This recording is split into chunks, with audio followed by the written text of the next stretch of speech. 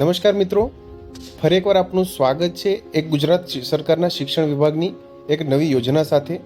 તમે જોઈ શકો છો મિત્રો, આજે આપણે વિડીયોમાં વાત કરશું કે ધોરણ 9થી 12માં જે અભ્યાસ કરતી વિદ્યાર્થીનીઓને નમો લક્ષ્મી યોજના અંતર્ગત ₹50,000ની સહાય મળવાપાત્ર થશે.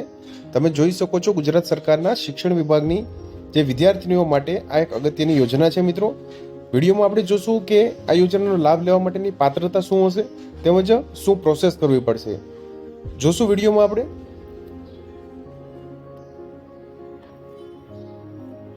તો મિત્રો, તમે જોઈ શકો છો, માધ્યમિક અને ઉચ્ચતર માધ્યમિકમાં જે અભ્યાસ કરતી વિદ્યાર્થીનીઓ માટે ગુજરાત સરકાર અંતર્ગત જે નમો લક્ષ્મી યોજના છે તેના વિશે આ પરિપત્ર થયેલો છે મિત્રો, ઠરાવ થયેલો છે. તમે જોઈ શકો છો, શિક્ષણ વિભાગનો જે ઠરાવ ક્રમાંક છે મિત્રો, ED/CEF ફાઇલ 3/2023-5297 જે નંબર અંતર્ગત જે 12/3/2024ના રોજ આ એક ઠરાવ થયેલો છે. જોઈએ મિત્રો વિગતવાર. તો તમે જોઈ શકો છો મિત્રો, રાષ્ટ્રીય શિક્ષણ નીતિ 2020 મુજબ પ્રાથમિક શિક્ષણના સાર્વત્રિકરણ બાદ વિદ્યાર્થીઓ માધ્યમિક અને ઉચ્ચતર માધ્યમિક શિક્ષણ પૂર્ણ કરે તે બાબત સુનિશ્ચિત કરવાની ભલામણો કરેલ છે મિત્રો.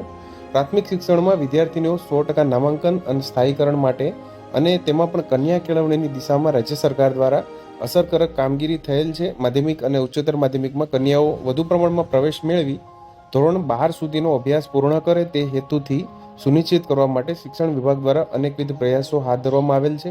આ અંતર્ગત મિત્રો, માધ્યમિક અને ઉચ્ચતર માધ્યમિક શિક્ષણની સાથે કિશોર વયની કન્યાઓના પોષણ અને આરોગ્યને સુદૃઢ બનાવવાની જરૂરિયાત જણાયેલ છે, જેથી કિશોર વયની વિદ્યાર્થીનીઓને શિક્ષણની સાથોસાથ પૂરતું પોષણ મળી રહે, તેઓના સશક્તિકરણ થાય તે હેતુથી તેઓને આર્થિક સહાય આપવાનું સરકાર દ્વારા વિચારણા હેઠળ હતું. આ અંતર્ગત મિત્રો, આજે ઠરાવ થયેલો છે. જોઈ શકો છો, પ્રસ્તુત બાબતે કાળજીપૂર્વકની વિચારણાના અંતે રાજ્યમાં માધ્યમિક અને ઉચ્ચતર માધ્યમિકમાં અભ્યાસ કરતી વિદ્યાર્થીનીઓને આર્થિક સહાય આપવાની યોજના નીચેના શરતોને આધીન અમલમાં મૂકવાનું ઠરાવવામાં આવે છે. યોજનાનું નામ મિત્રો આપને ખ્યાલ હશે, નમો લક્ષ્મી યોજના. તમે જોઈ શકો છો. લાભાર્થીની પાત્રતા વિશે વાત કરીએ તો રાજ્યની ગુજરાત જે માધ્યમિક અને ઉચ્ચતર માધ્યમિક શિક્ષણ બોર્ડ એટલે કે GSSSEB અને કેન્દ્રીય માધ્યમિક શિક્ષણ બોર્ડ એટલે કે CBSE દ્વારા માન્યતા પ્રાપ્ત શાળાઓમાં માધ્યમિક અને ઉચ્ચતર માધ્યમિકમાં અભ્યાસ કરતી વિદ્યાર્થીનીઓને નીચે મુજબની પાત્રતાને આધીન આ સહાય મળવાપાત્ર થશે.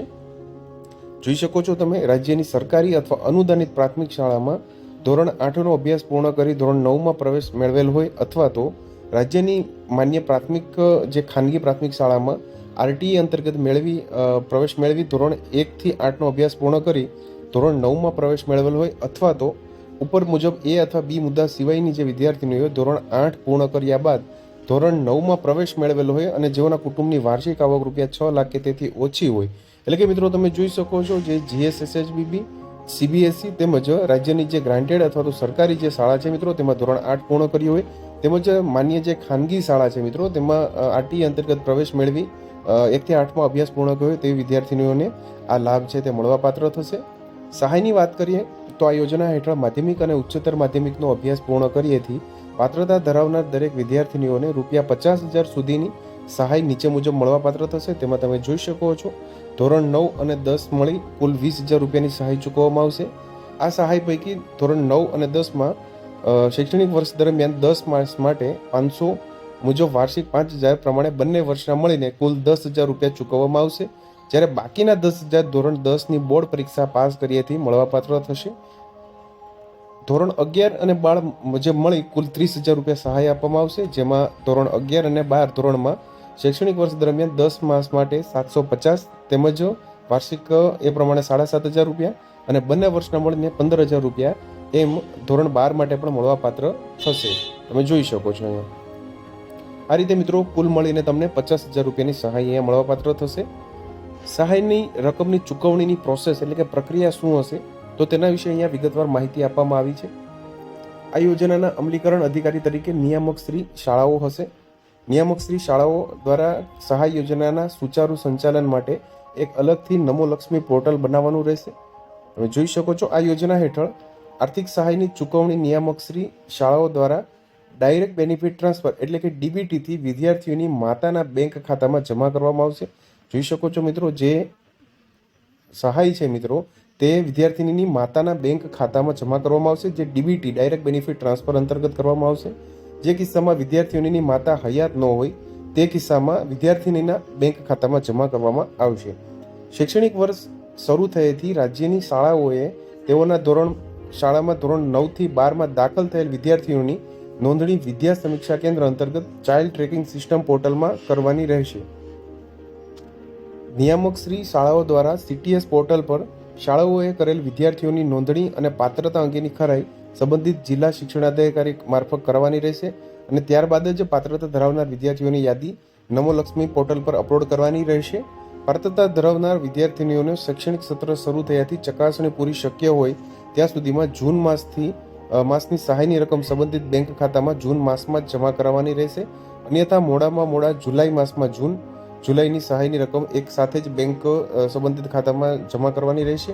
ત્યારબાદ શૈક્ષણિક વર્ષ દરમિયાન બાકીના મહિનાઓની જે સહાયની રકમ જે તે મહિનાની 10 તારીખ સુધી સંબંધિત વિદ્યાર્થીની માતા અથવા તો વિદ્યાર્થીનીના બેંક ખાતામાં જમા કરવામાં આવશે. તમે જોઈ શકો છો 10 તારીખ સુધીમાં, એટલે કે જે તે મહિનાની 10 તારીખ સુધીમાં જ આ સહાય જમા કરવામાં આવશે. શૈક્ષણિક વર્ષ 2023-24માં ધોરણ 8 થી 11માં અભ્યાસ કરતી વિદ્યાર્થીનીઓ શૈક્ષણિક વર્ષ 2024-25 માટે ધોરણ 9 થી 12માં પ્રવેશ મેળવે તો તેઓને પણ આ યોજના હેઠળ લાભ મળવા પાત્ર થશે. તે માટે આ વિદ્યાર્થીઓનું પાત્રતાનું ધોરણ પેરા 2માં જણાવ્યા પ્રમાણે જ રહેશે.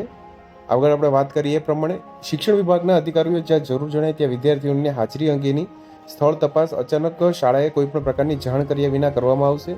જે દરમિયાન વિદ્યાર્થીઓની હાજરી અગાઉના મહિનાઓમાં સરેરાશ 80% નહીં જળવાતી હોય તો વિદ્યાર્થીઓની સહાય બંધ કરી દેવામાં આવશે. એટલે કે તમે જોઈ શકો છો વિદ્યાર્થીઓની મહિના જે સરેરાશ જે હાજરી છે તે 80% અહીંયા રાખવામાં આવેલી છે.